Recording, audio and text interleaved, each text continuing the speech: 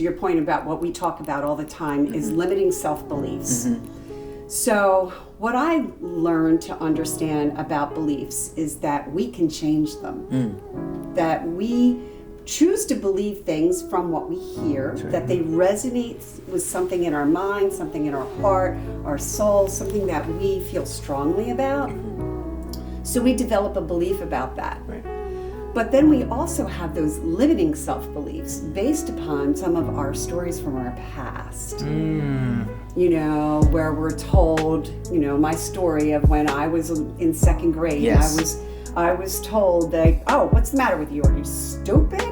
You know, and sure, that resonated. And then that limiting self-belief. All right, welcome everybody to another episode on the Kenneth Allen Thomas Show. It's a little bit different, okay? We've got a great vibe going on here right now. We got a different set. Normally it's virtual. Normally you're seeing some different things that's going on. And you got Guy and we got Nick. Nick is not with us today, but we got my co-host right here, Guy Still. My name is Kenneth Allen Thomas, and we got a very, very special guest, guys. Now, you guys know that I'm a leadership coach, but the leadership coach also has a coach. So you guys are going to meet the coach's coach, all right, which is my coach, Miss Meg Here, that is in the building, ladies and gentlemen. So we are going to talk to her about so many different things.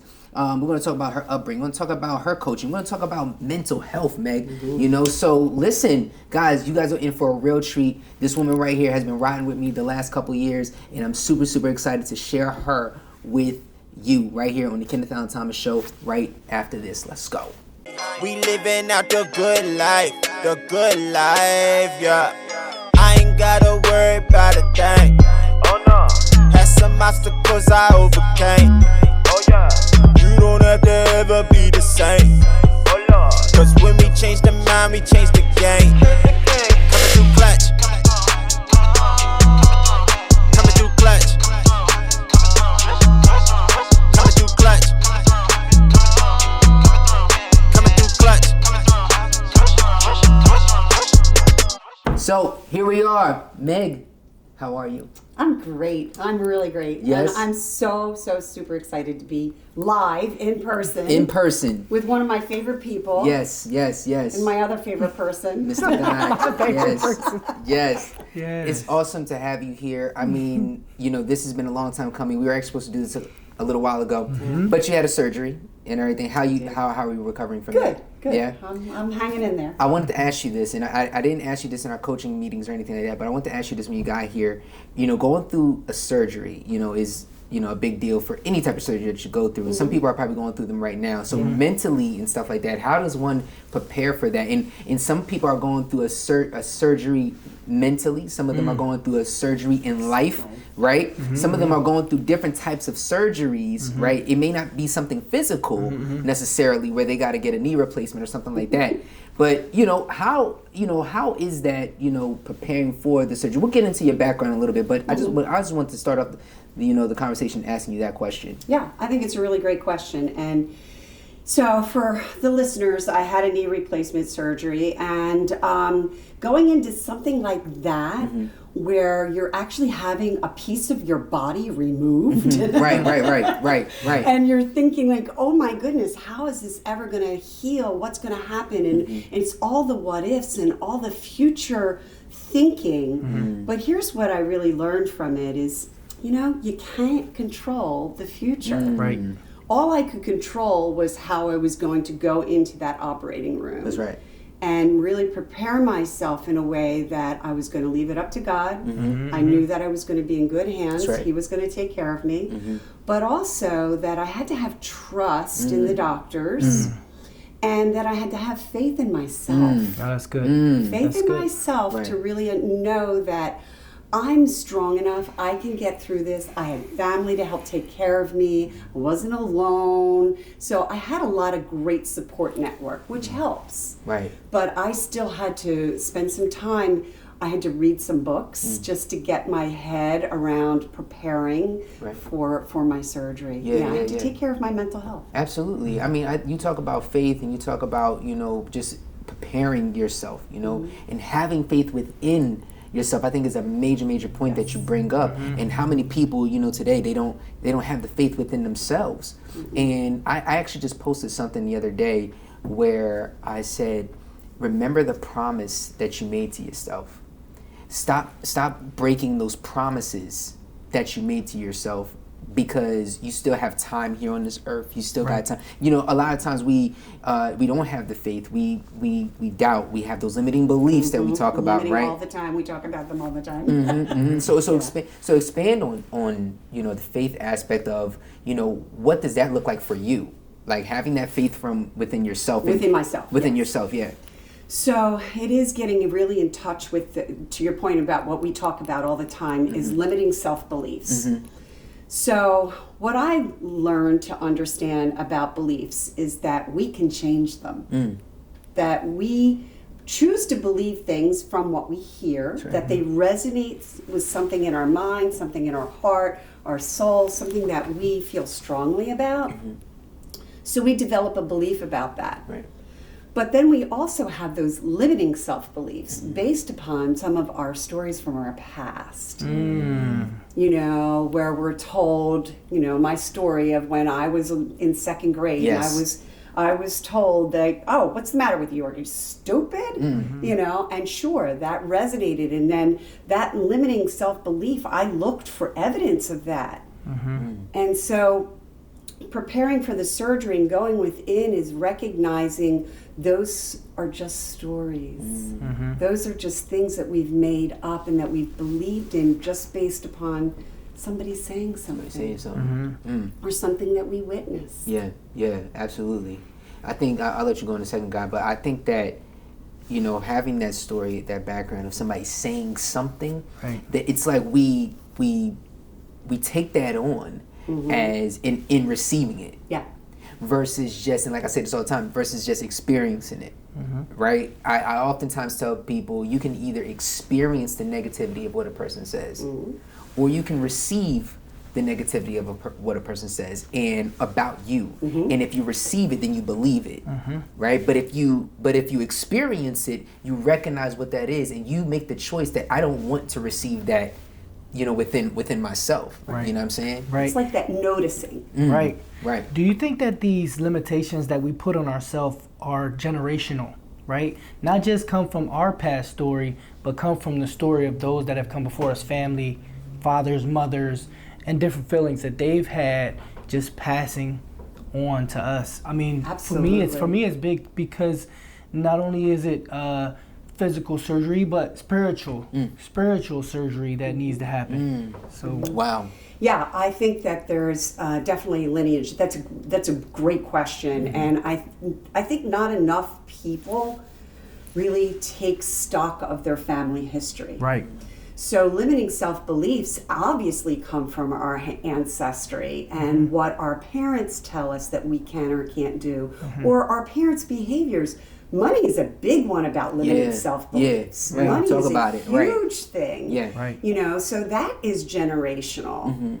So I absolutely believe that can happen, but each generation has its opportunity That's right. Right. to change the story and change the narrative. Let me ask you this though: why do you think that people don't want to change the narrative? Like, what do you feel like?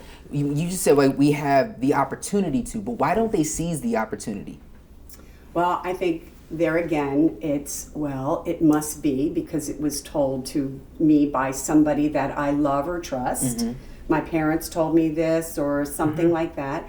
The other thing is, well, if I change that, if I challenge that, what does that make the rest of my family maybe? Right. Like we start to go down other rabbit holes yes. of what it might mean. There's many people that have changed the narrative of their story and have lost family due to that. Yes. There's other people who've changed the narrative of their story and have transformed their family. That's right. Right. So it's just the courage. Why don't we? We feel like maybe we don't have the tools. You and I talk about this all the time. We have to have the tools in our tool belt. We're not born with them. No. Right. And we can't do this by ourselves. Right. So it's having the tools. I don't know what to do. I don't know who to go to. How would I do it? And we get stuck in the how versus just taking a step. Right. Because one step leads to another step, leads to another step. Right. Soon enough, we're walking around the world. Yeah, I've done this. I don't know if I told you this, guy, but I've done this as well. And Meg talks a lot about the buy-win date. So everybody that's watching, Meg talks a lot about the buy-win. So if you ever see me post anything about the buy-win date, it came from her. Okay. But on my board downstairs, I have the why as one column. The second column is the how. And then the third column is the buy-win date, right? So there's this thing that I want to achieve, all right? So for example, let's just say it's like $1 million. I want to be a millionaire by the end of 2023. All right, well, how is that really going to happen, right? Is it possible? Absolutely. Is it, can I see it? Yeah, I can see it. All right, well, why do I need to make that happen? Right? What's the first step that I need to do? Why do I want $1 million? And if I get $1 million, what exactly am I going to do with it? Right? How am I going to invest it? What are those things? And for those that are watching, I'm trying to give you guys the steps that you may need, that you may be struggling with. Okay, I want $1 million. Okay, but why? What is your purpose for the million that you want? Okay, so then I came up with a list of reasons why. These are the reasons why I want to invest in this, or I want to, I want a bigger house. I don't know. Whatever the why is, put why. Something for my family. And then how is it going to happen? Right? And this is something that I learned from Meg. Like, one of our first meetings, it's like, the vision, mission, and values. I remember. Right? And when you write all that stuff down, you understand, like, okay, I want to have this thing by this date. And it's kind of like signing a contract with yourself. Right? So how many people actually break the contract? They do. Right? Yes. But here's the thing about buy-when dates, because a lot of people are afraid to make goals and they're afraid to put a buy-when date, because what if it doesn't happen? Right. Oh, what does that make me now? Right. I'm a failure. Oh, Right. now that's the evidence. Or Okay. maybe some sort of limiting belief. So buy-when dates are really just a great way to have a tracking system. That's all it is. That's right. It's just a tracker. That's right. We track other things in our lives. So we track how much money we spend, maybe. We track how much mileage we put on our cars. I mean, there's all kinds of things that we can think of that we track. Buy-when dates are just a way to track the movement, track the action. So we have the why, which is, what is it really going to provide for you, which is great. And when do you want that? Right. So that it can actually make it happen. Make it happen. Right. And then we have the goals, the milestones to those goals, and then the action steps with the buy-when dates. Amen. I think a lot of that, for me, it might even be encouragement, right? Because a buy-when date for me is, it's a lot of self-reflection, right? So if I'm coming to the buy-when date and I haven't really made so much movement, I need to do X. I need to do more to accomplish this goal by such and such time. I think for me, I have a problem with holding on to.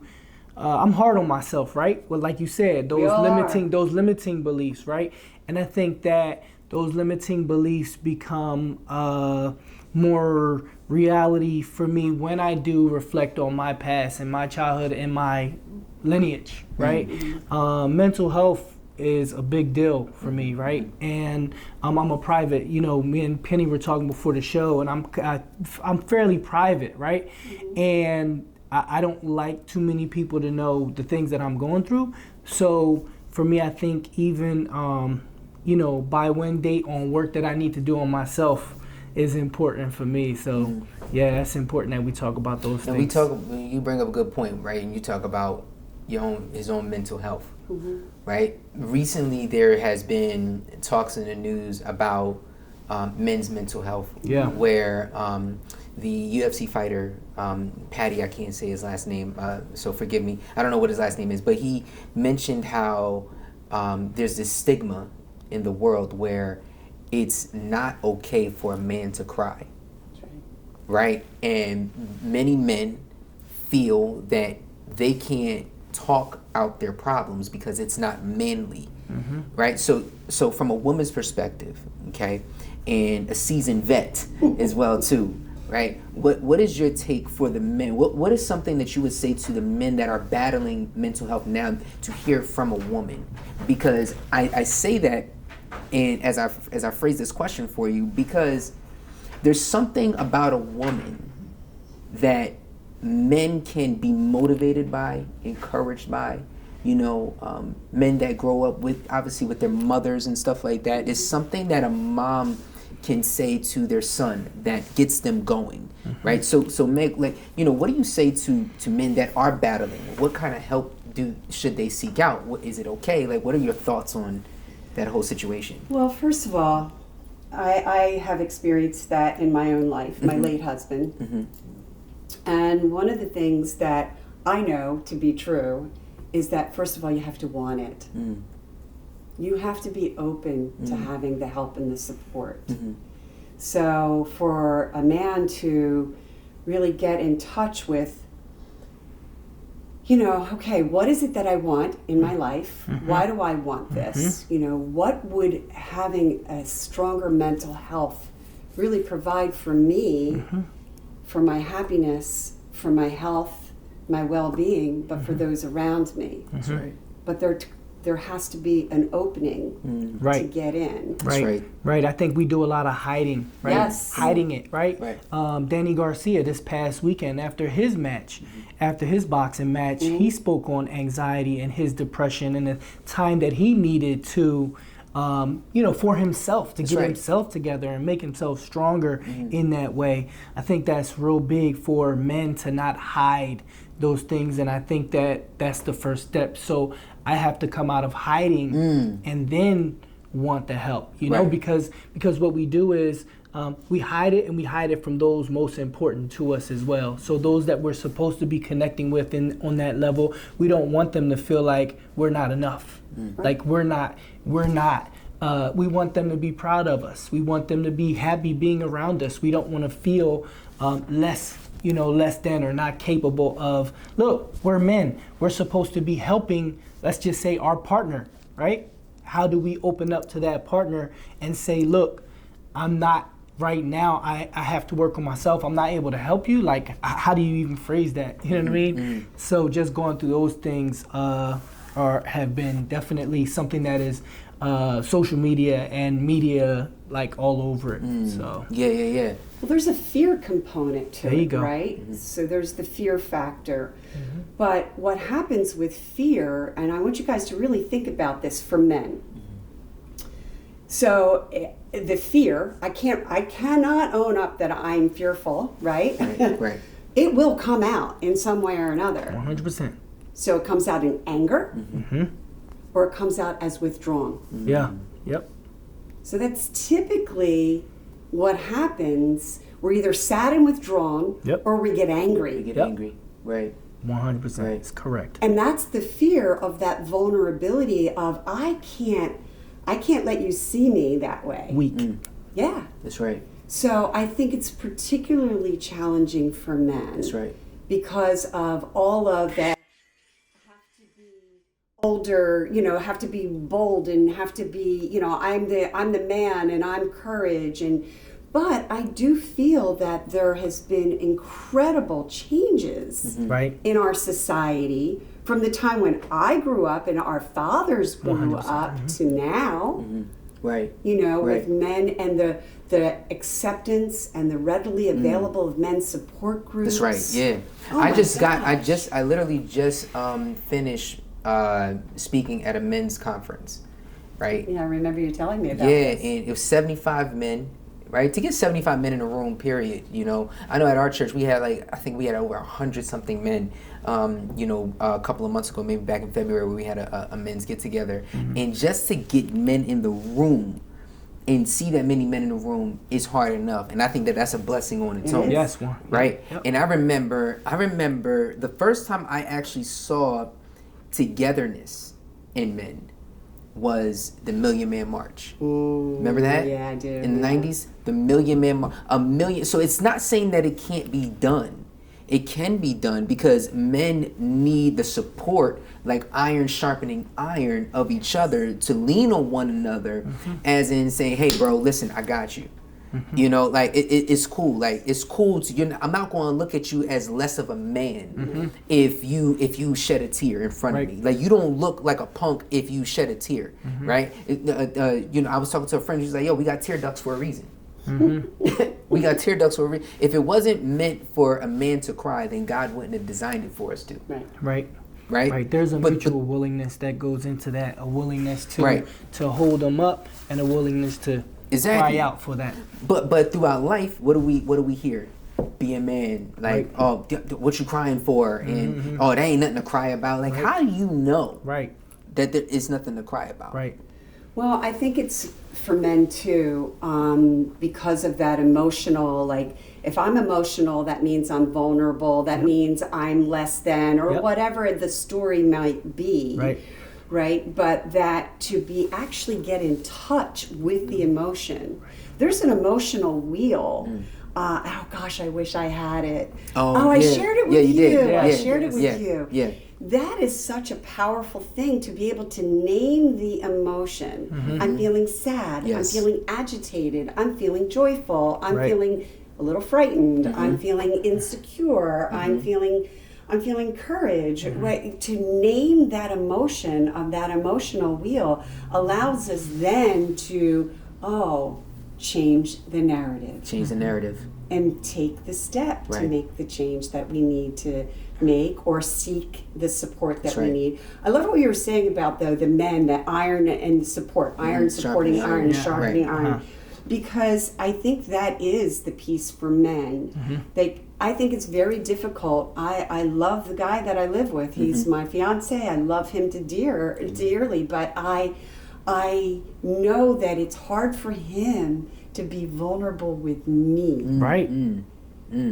You know, because perhaps I might think not anything less of him, but that it's going to trigger something. And he doesn't want to upset me or have me worried about anything. Can I say this? Yeah.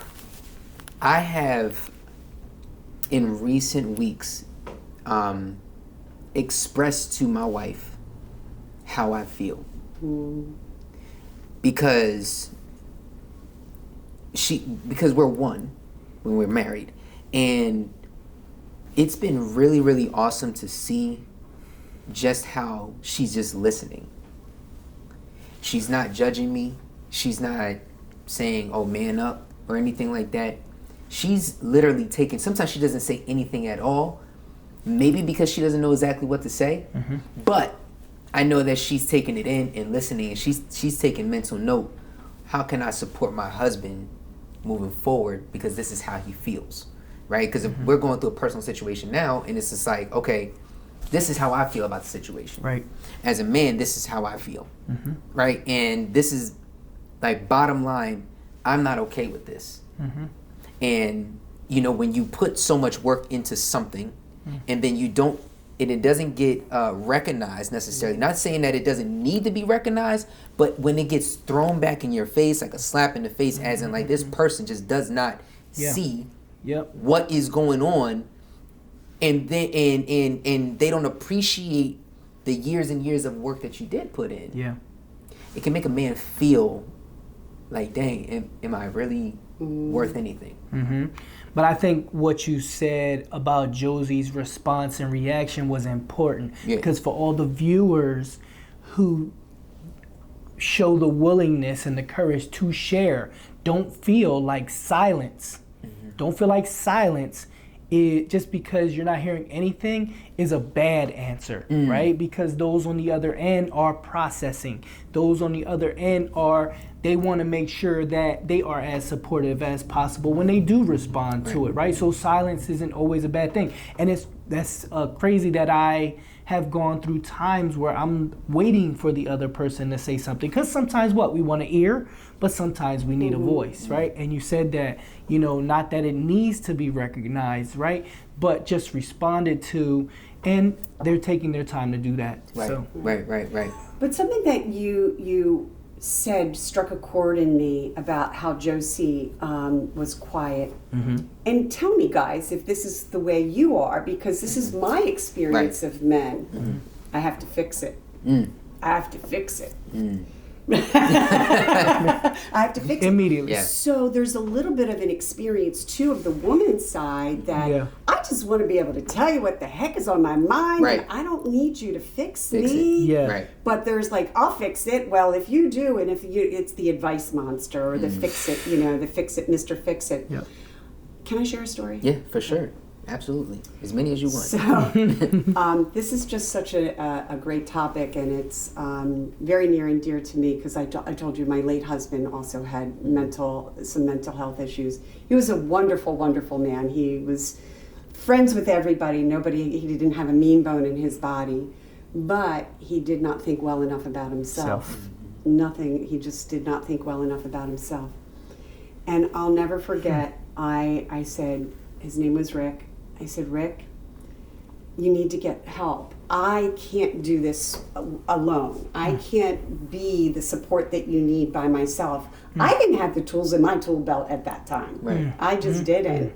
And I couldn't have supported him anyway because I was almost too close to the situation, you know what I mean? But here's what he said, I'm too broken. And I wonder, that to me was one of the most vulnerable things to hear from him, and it just made me cry. Wow. Because in my opinion, nobody's too broken because there's nothing to be fixed. Nobody's broken. Right. But that mental health aspect was that I'm too broken. Nobody can help me. Wow. He went to counseling and saw a therapist for maybe 5 times. Never went back. He just couldn't look at himself.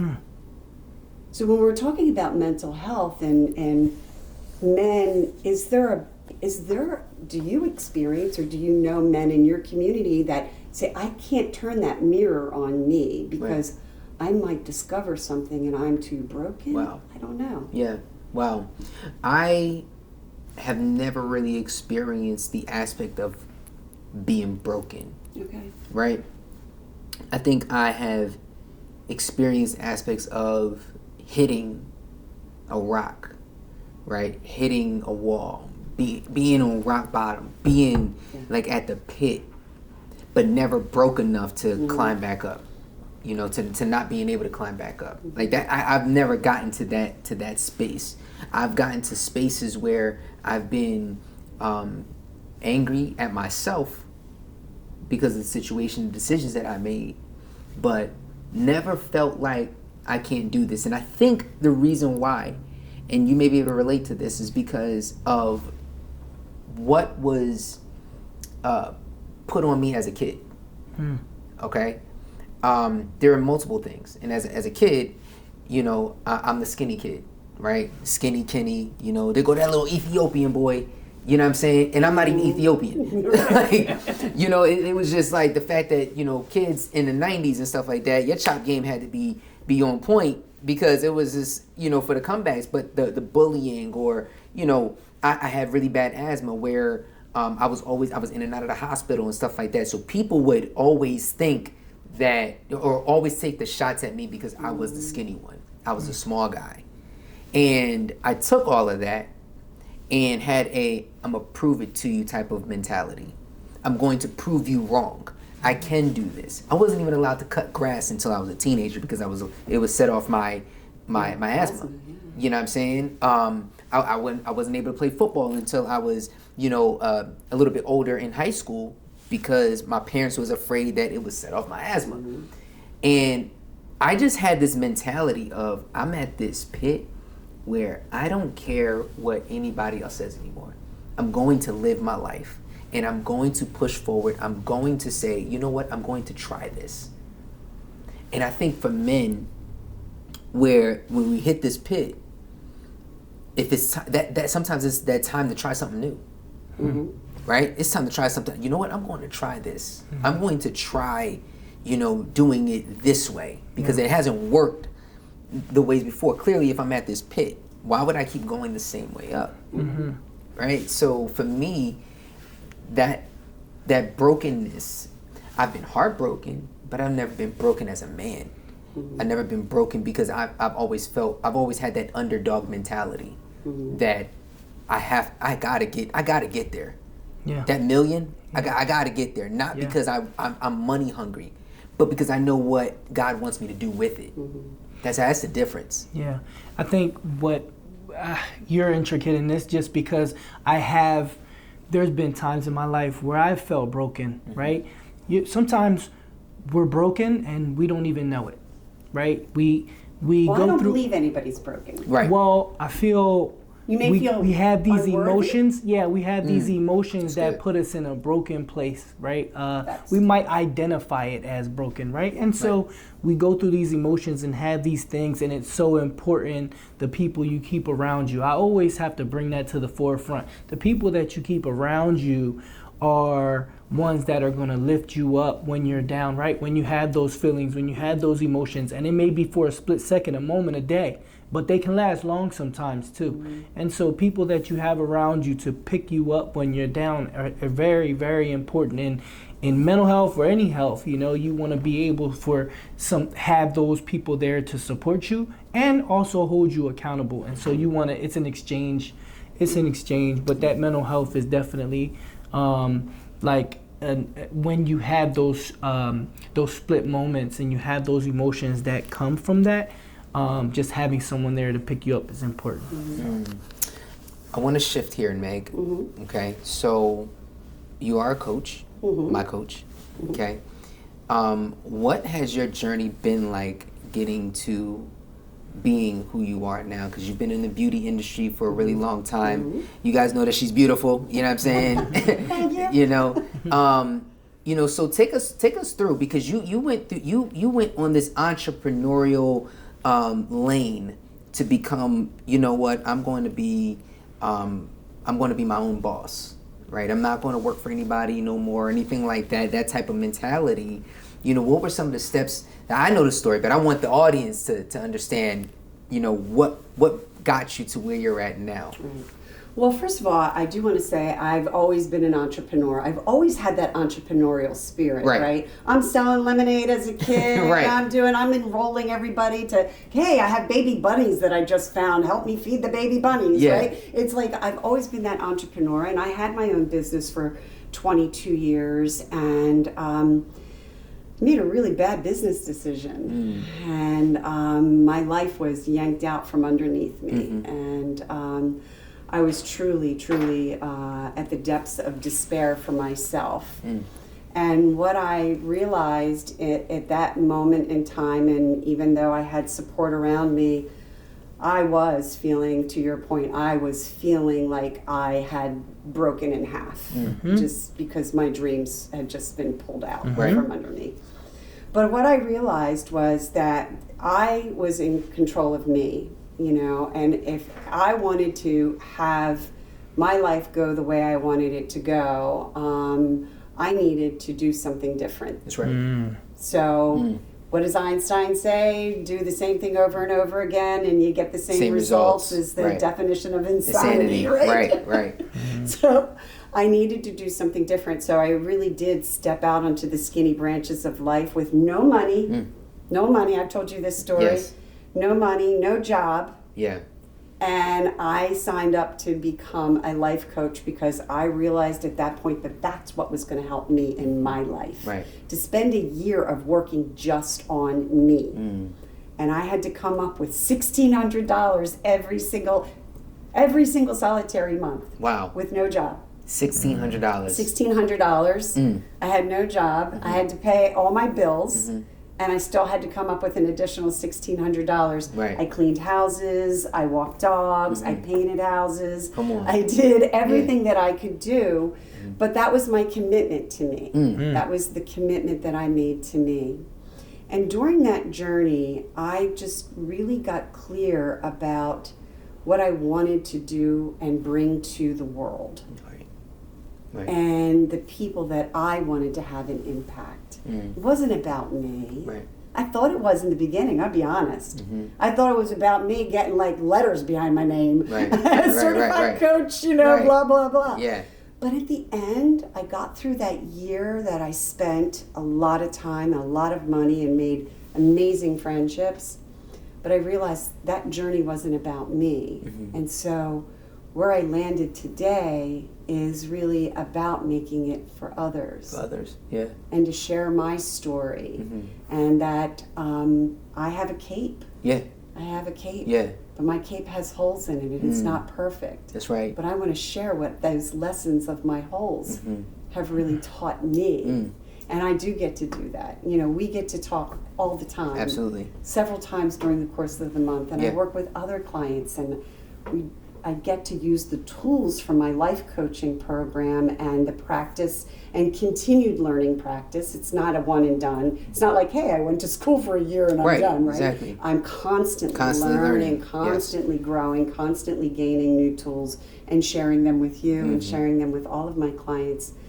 But to be able to see now that my greater purpose is to really have an impact on other people's lives. Right. So that I can have them create that shift, whether it be in their entrepreneur world, you know, as a business coach, because that's what I've done. Coached business to people to have $2.6 million businesses. One of my clients, he went from, you know, 100,000 to 2.6 million. Wow. Yeah. Come on.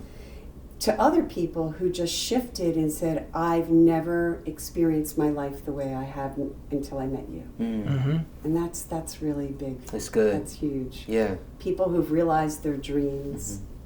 You know, it's like, I was stuck in this corporate job. Now I have a food truck and I'm living the life of my dreams. Now. Right, right. And that's the thing, like, what is it that you want to do? And you figured out what you wanted to really do, right? You said your life was taken from up under you, 22 years, made a bad decision, and no job, no money, you know. And we hear this type of story all the time from people, right? But for some people, it still doesn't click. It's like, hey, listen, you're not the only one that doesn't have the money, that doesn't have the job. You said you had to come up with $1,600 a month. That's rent. For people. That's rent. And I said yes to this $16,000 program in 24 hours. $16,000 program in 24 hours, you said yes to it. And you had to come up with the money every single month to pay it off, right? So here's what I want you guys to understand, those that are listening. I want y'all to catch this. Don't miss what Meg is dropping right now. She committed to something. She didn't have the money to do it, but she said she was going to find a way to do it. You know what type of level of faith that you have to have within yourself to say, I'm going to find a way to get this money. So we oftentimes say there's money everywhere, which there is. There is money everywhere, right? When you think that you don't have money, there's money. You're sitting on money right now. Think about it. You know what I'm saying? We sitting on money. We talking about money. You know, we're wearing money. Go ahead. Right? There's so much that, you know, somebody hit me up earlier like, yo, man, I just sold this, you know, so I could pay this bill. You know what I mean? They went to a pawn shop or whatever to sell this so that they could pay this bill. And I'm like, hey, listen, you got to do what you got to do. There's money everywhere. What we struggle with is, here's the home run, right? We want to hit it. We want to hit the home run out the park. We don't settle for singles. We don't settle for doubles. We don't settle for triples.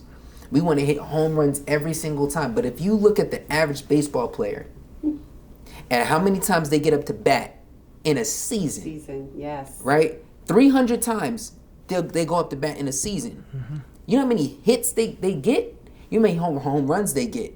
The average baseball player probably hit 26 home runs out of 300 at-bats. If they're lucky. If they're lucky. That's the average. Right. We're not talking about like the Bryce Harpers. Right. Yeah. We're not talking about Aaron Judge's at like 40-something home runs and everything now. Right. You know? So but back to where you were saying, like you saw within yourself that you can do this and you wanted to do this and you wanted to make this change. You tried something different. And went and got it.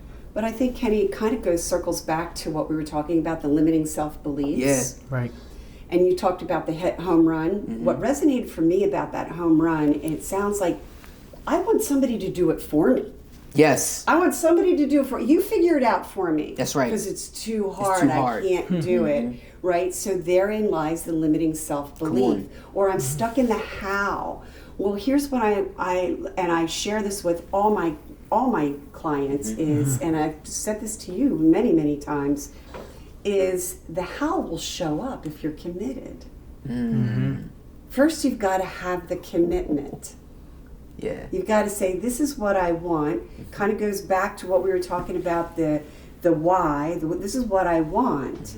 Okay, and then to take that step forward. Just a kind of a side note as to what I see people and how people really do live their lives is kind of on two different paradigms. So one paradigm is on one side is, I'm either going to be resigned. Oh, well, it's just the way it is. That's right. Oh, well, too bad. Oh, well, I can't do anything about it. Oh, just is what it is, right? Yeah. Resignation. Right. Resignation. No, it's not. It's a terrible thing, right? Horrible. But the other side of that paradigm that people live on and they bounce back and forth is attachment. Okay. Oh, it has to be this way. Well, it has to go like this. I'm attached to how the outcome or the future has to be. If it doesn't look like that, then I can't. Then I don't want it. I can't do it, and I don't want it. But what I invite people to look at is from that place of commitment. Come on. If we could go up to another level of a paradigm and just live from commitment. When we're in commitment, there's possibility. And possibilities are all over. All over. Now, I'm never going to be a concert pianist or, a rock star, though I had dreams of that. Not the pianist, but the rock star. Rock star, right. I'm never going to be that, but that doesn't mean that I can't be committed to playing the guitar if I choose, singing, taking voice lessons. Doesn't mean that I can't experience my dream from a place of commitment. Right. To give me more joy. And to piggyback on that, guy, you coach football, right? How committed do your boys have to be to win another title this year? You know what I'm saying? Yeah, I mean, what do you tell them? I take a lot of stuff from you. Right. But you know what? This won't be just a repeat. This is the fourth straight championship that we're going after, right? So there are things that you say that have been said already, but you say them in a different way. Personally, my approach is you get to know the person and you get a better player, right? So not only do you say, here's the X's and O's, here's what you do on the field. No, what are you doing at home? How are you doing it at home?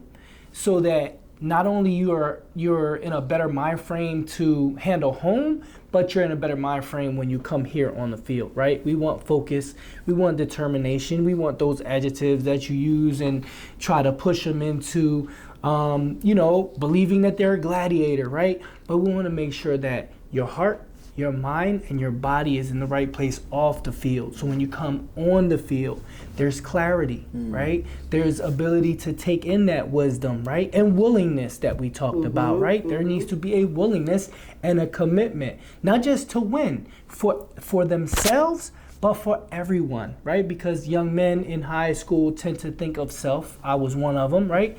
And so we grow through that. And, those are the same lessons that I'm learning in life. Yeah. Amen.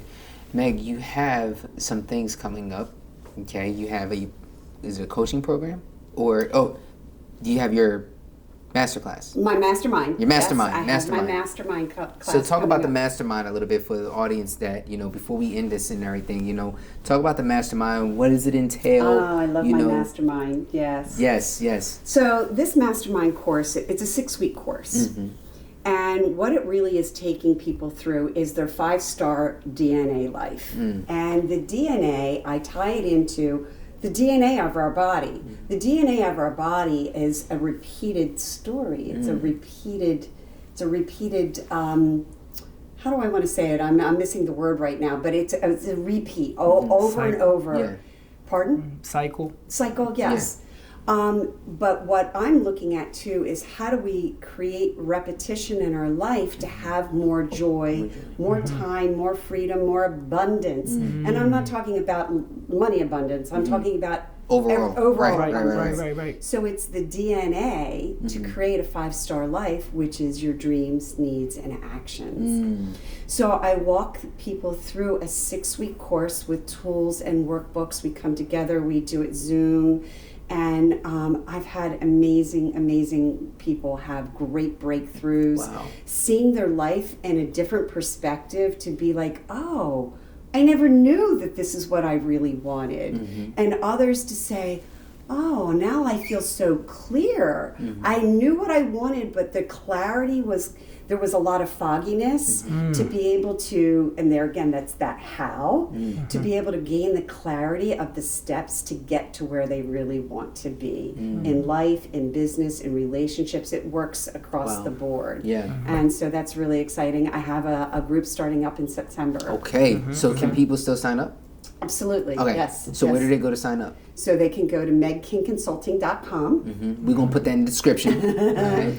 And on my website, there are 2 freebie gifts that they can download. One is creating a vision, your vision statement, and the other one is a deep core check-in, your deep down core check-in, Awesome. which is a really great self-assessment. I love And it. then that kind of starts the juices flowing. There we go. I love it. There we go. I love it. Let's I'll get say that, one get thing that about turkey it. basting. I'm gonna say one thing about it. You know, we often talk about cycles, right? Cycles in a way of repeating things that we've done in the past that not have yielded the results necessary. And I think that your masterclass, it flips, right? It flips the term and the use of cycles, right? To coming back to using cycles for more positive outcome, right? Because we talk about cycles and we're like, I'm going through this and I'm going through that over and over. But what she's going to provide is a cycle to let's normalize cycles and being yielding positive outcomes, right? Yeah, absolutely. So I think that what people are going to understand out of this is finding that joy, finding that abundance, like you said earlier, right? Yes. And this is the perfect time to get it. Right. Think about it, right? What we're going through right now is, listen, it's been almost 3 years of this thing that we've been going through. Right. So we're in the 3rd cycle. Right. Yes. Right? We go from sickness to a bunch of craziness, right? To our finances are now being hit, where inflation is rising crazy. Crazy. The best time to get the tools that you need is right now, because this is the downfall.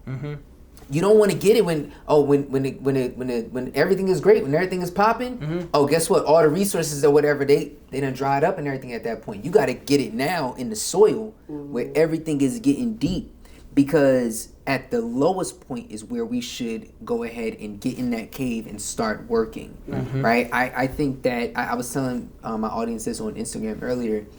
I'm taking them through the process of me building this YouTube channel. Okay, so in March we were at 2,000 something subscribers. 90 days, 100 days later, we're at over 160,000 subscribers. Right? But it's the process of where we're going. Right. And I told them this. I said, I believe in putting on a great YouTube channel because it's another stream that we can use as a resource to then help other people in a better way, right? There'll be an extra stream coming in so that we can do more. And on top of that, it'll be something that's passive in the future because of what is happening on YouTube digitally and everything right now. We talked about this on, it's basically like digital real estate, right? In a sense.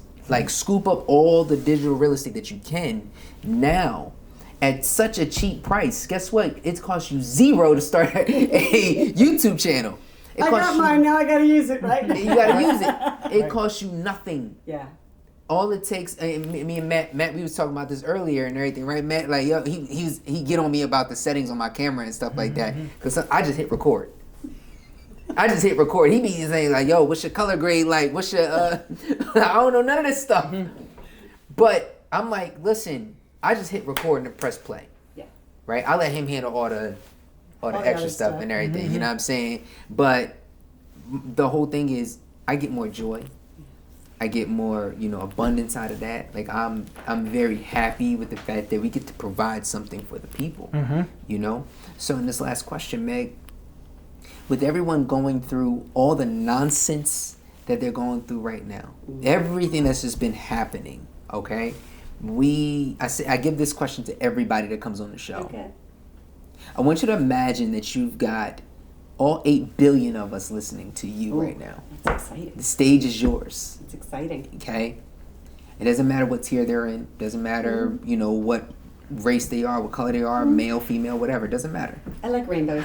Okay, here we go. So, what do you say to them in order to encourage them and get them to that next level in their life? That's a good one. I have so many things that just popped up into my mind. Right. The first one is one of my favorite quotes from Ben Franklin is to invest a coin in your mind, all the coins in your mind, and your purse will overflow. Like invest into your mind and your purse will overflow. And it really means that we are taking care of our mental health, that we're taking care of our personal development and our growth for us to have more abundance in life. Right. So it just made me think of that quote. To motivate people, I think what it comes down to is to really close your eyes, breathe, and really get connected to you. You've got to get connected to you because you are magnificent. You are special. Your medicine is needed in this world. And for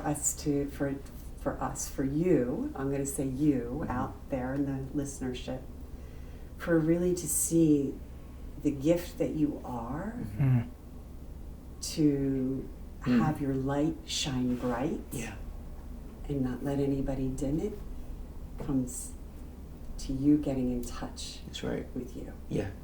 I love it. Being the light of the world is what I got from that, which is what we're called to be. Those that believe we are called to be the light of the world in this dark place that we live in. Shine a light for those that need it so they can then light their own match and everything as well too. Yep. I love it. Meg, it was such a pleasure to have you on. Thank you. Did you have fun? I did. We have to have you back on. May I do some acknowledgement? For sure. Because I love to acknowledge people. Yes. Guy, I want to acknowledge you for being vulnerable and sharing that you have been struggling and having some issues, and to be able to say that out loud and be okay with it and to share it with others is so courageous. And I also want to acknowledge you for being that person with those young boys in your football team and really caring about them and caring about their life and caring about their well-being. It's not all about get out there and hustle, right? That it is about, hey, what's happening? I just really want to acknowledge you for being that person and being a light in their life. Thank you. Kenny, I want to acknowledge you for just all of the amazing things that you bring to this world.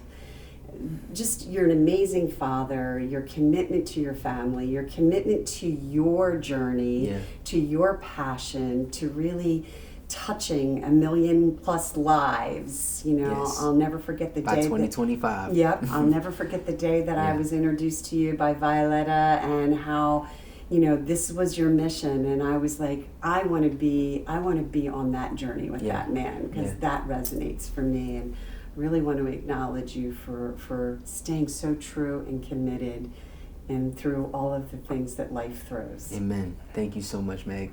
I appreciate you.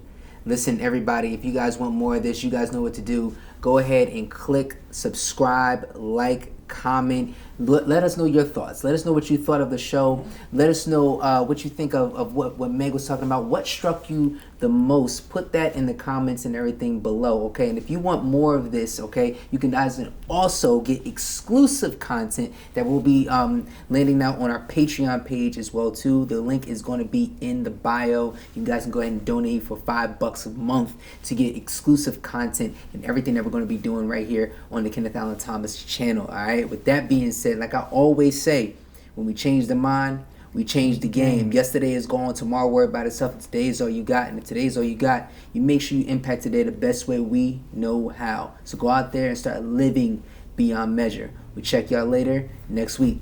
Peace. We living out the good life, yeah. I ain't gotta worry about a thing. Oh no. Had some obstacles I overcame. Oh yeah. You don't have to ever be the same.